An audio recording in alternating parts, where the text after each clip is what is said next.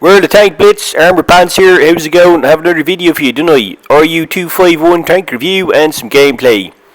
Now, before we get into the tech stuff like we normally do, let's have a quick behind the scenes look at RU25 production facility. Let's have a look at the tank being made in Germany. Here you go. There's its raw materials there, basically paper. And yeah, just these big German mechanical hands come down, create the body armor there, and there you go. Tank is done. That's it. Fucking origami tank, this fucking thing. I'm telling you, that's basically all you need to know about it. It's fucking armor like paper. Everything penetrates it. Like that girl in school, you know, that everybody, yeah, anyway, let's forget about her. So, now, let's have a look at the review here. Let's have a look at the tech review here on Blitz, which is always reliable and a great website run by Alex. Great asset to any Blitz players. Now, the RU251, I once described it as Schrodinger's tank because it's simultaneously brilliant and shite at the same time. Brilliant tank because it's so fast, agile, brilliant tank over any terrain, any map, loves it. Great gun. Great penetration, great rate of fire, but simultaneously shite because with that lack of armor and that fucking ammo rack it has on the engine, you can basically be one-shotted by many of the things in your tier. Certainly if you're up tiered, and even if you're in a lower tier, tier 7, big Russian TD or something like that can do serious amount of damage.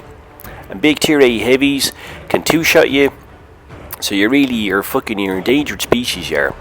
Now, let's have a look at the firepower of this tank, right? So it has a 90mm gun, right?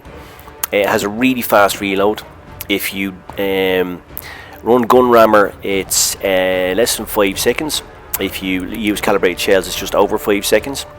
I don't think you need to use calibrated shells on it. If you look how I have the tank set up here, you will see that I use gun rammer, and then I don't use the recoil gun, sorry, I do use recoil gun, but I don't use supercharged because I believe that the aiming time is more important, particularly after you're moving, because this is such a mobile tank.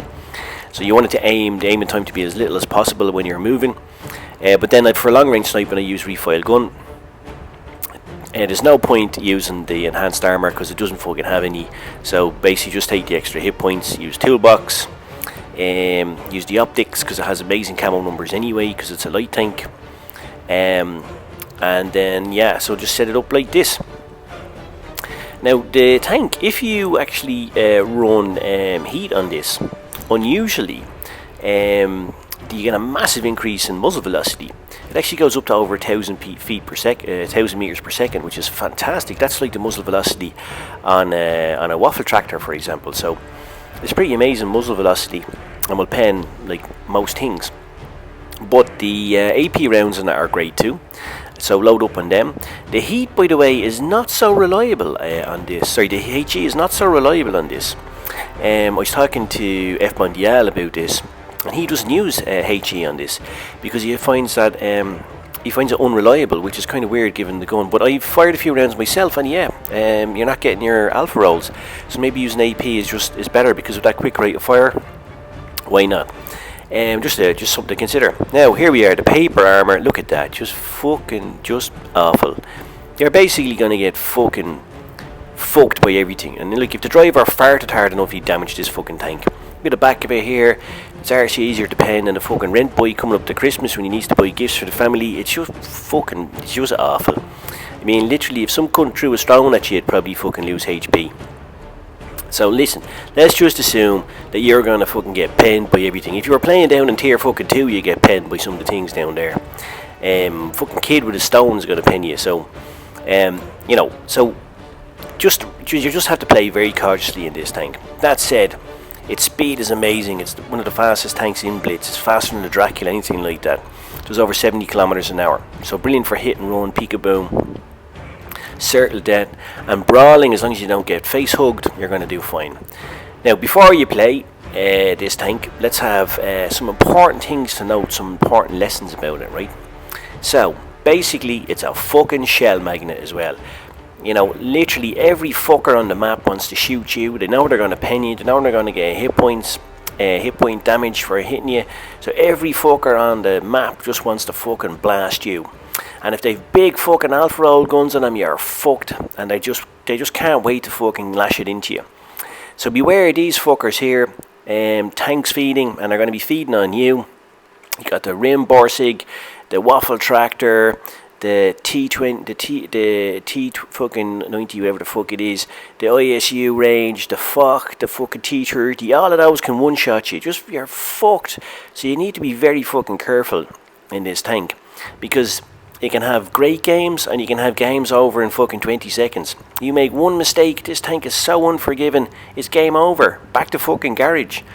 Now here I am with a stupid fucking pumpkin on my head because I just thought, well, why not? And yeah. So I don't know why I decided to do that, but I thought it looked kind of a bit cool. On reflection, that's probably not the case, but anyway, also probably a bit of waste of gold. But anyway, I digress, I was probably bored. So, here's what I do often in this map. If I'm in a tank like this, I go straight up here, use the camo numbers and try to spot.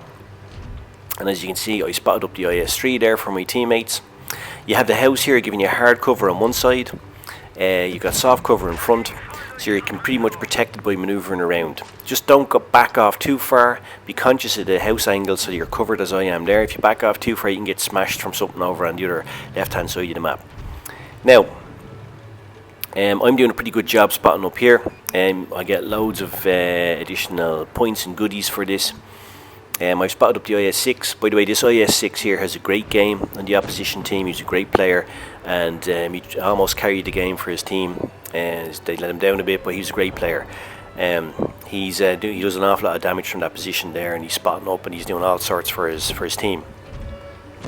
Now he's in the base, so I'm just having a look around to see who else might be out there. Again, I'm being very cautious because I know there's tank destroyers out there, and if I pop my arsehole, my lovely little arsehole out there, I could get it blown off. The last thing that'll go through my head will be that arse. There's a nice shot there. That's the best head that IS-6 has been given recently. Now the Indian Panzer's popping up, so I change back to AP because that's enough to pop him. I'm going to use the soft cover here, and then I get shot into him. You see what I mean about the aiming time? This is why it's important to have the reduced aiming time, because you're so vulnerable with lack of armour. You want to get that shot off as quickly as possible. Now a nice Freddie Mercury round straight up the arsehole for him. And you see the manoeuvrability of the tank. The Indian Panzer's no slouch, but he still wasn't able to get a shot on me. And then a Frodo round for him, because like the little hobbit, he's recently had his ring destroyed. So there we go, cleared one tank, kept him spotting up. I'm allowing my teammates to do damage too, so I'm earning all sorts of XP here this game. See if we can get another one into the IS-6. I tried one there, but it was just a very, very small target. Aim small, miss small, right? Now we have the Sandy Mill is coming up. Stour Emil. So, and I have the IS-3 there on my right hand side. So now it's decision time. What am I going to do? Am I going to go for the IS-3? Am I going to go for him? So I decided to try and put some shots into him. I'm trying to get him down to lower HP so then I can go on and push onto him. And he's going to sneak out here. But I have a really, really accurate gun. And you can see here just smallest of targets, in it goes. And yeah, so he's down to 2-shot for me. Now I decide I'm going to get pushed onto here by him, and then I might open up to the IS-3. And the IS-3 could, in theory, side on ammo rack me and put me out of the game. So I decided to push on here to the San Emil. I didn't know exactly his position. He was facing onto me, so he made a good decision there. He got one shot into me. But I'm happy enough, I've conserved my hit points, so I'm happy enough to take that. Take one for the team. Although in this case I'm kind of on my own, but you know what I mean. And now I'm going to come around here and help my teammate with this IS-3. So I'm coming onto the IS-3 side on, so smash him there, fucking nice one. And then like I'm going to give him a nice Stephen Hawking round. There you go, Stephen Hawking round, because he created a fantastic black hole where his arse used to be. Now this game is quite tight now, because they're going to start picking us off. I think we go down to 4 tanks each. There we are. So there you go, down to 4 tanks each now. So I'm having a look here, what's going on. Alright, so I see that the IS-6 is my nearest target, so I'm going to try to get in behind him, use the speed of the tank. You can see here the acceleration, just how fast it is. Look how good that gun is, just bam, that just fucked up his day completely. And as I said, you'll see in the scores at the end, IS-6 he was a fine fucking player, by the way, so He did a great job for his team. Around here now we've got KV4. They're a bastard to penetrate, like fucking trying to penetrate a 90-year-old nun who has a severe fucking celibacy vow. So, but I got that one into him here. I'm going to put one into him. But actually, what happened there? I don't know if you noticed what happened there. It actually hit the barrel of the wrecked gun, the wrecked tank in front of him. So they're fucking unlucky as that. And another round into him there. But as you know, even behind from those fucking KV4s, they are fuckers to penetrate. Stop and take me time with this one. Now I'm going to put one into the T49 here. Now what I do here is this T49, he can one-shot me, but I put my track sight onto him and I take it into tracks. It still does damage, but I survive and get the last kill. So that's 6 kills for me and almost 3.5k damage. And with all the spotting and all the XP I got, that delivers the mastery badge. So there you go.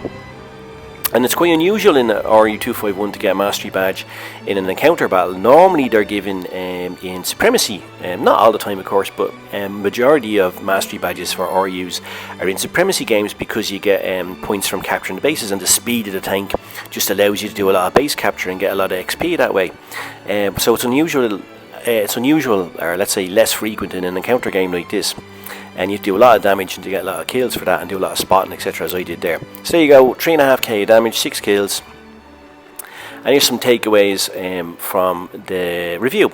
It has a great tank. It is a shell magnet, it has an amazing gun and all that. It's a Circle of Death master. You really just can't touch it so fast.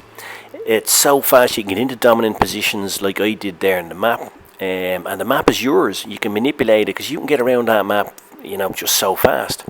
But this tank is unforgiving.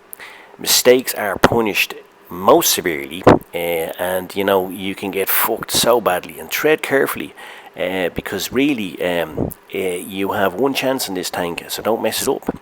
You know, like that girl you always dreamed of. Alright, see you now. Take it easy. Enjoy the video on the channel and subscribe and follow and all that shit. Alright, take it easy now. See you now. Cheers, more. See you now. Boys.